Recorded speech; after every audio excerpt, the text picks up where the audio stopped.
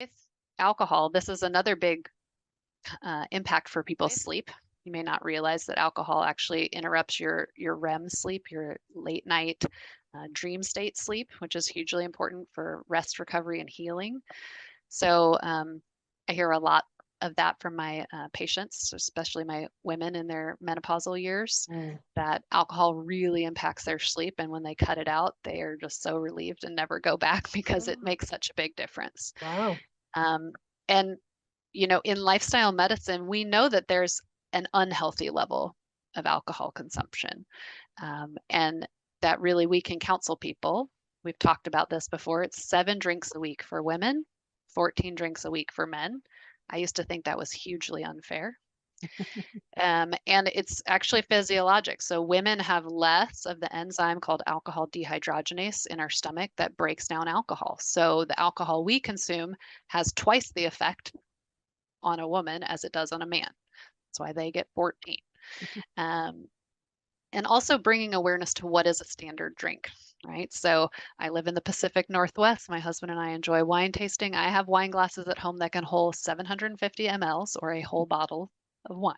So Yeah. that glass is not a standard drink. Yes. A standard glass of alcohol or of wine is 5 ounces. Mm. Beer is similar. If you get a pint of beer, 16 ounces of beer at a restaurant, that may be 2 or on your way to 3 servings, depending on the ABV, how much alcohol is actually in that beer.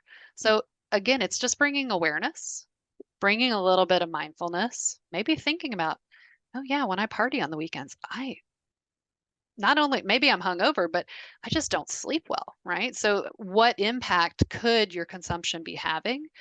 And the thing in lifestyle medicine is we don't know if there is a healthy level of alcohol use, right? We know what's unhealthy, but there are many medical problems that are linked to alcohol use. For women, the statistic I like to share is that 3 or more drinks a week has a 15% increase in your breast cancer risk. And it's not really talked about, right? I mean, the Surgeon General plasters all over a pack of cigarettes, this can cause lung cancer and low birth weight and blah, blah, blah. And it's not as prevalent with alcohol. We don't talk about it as much.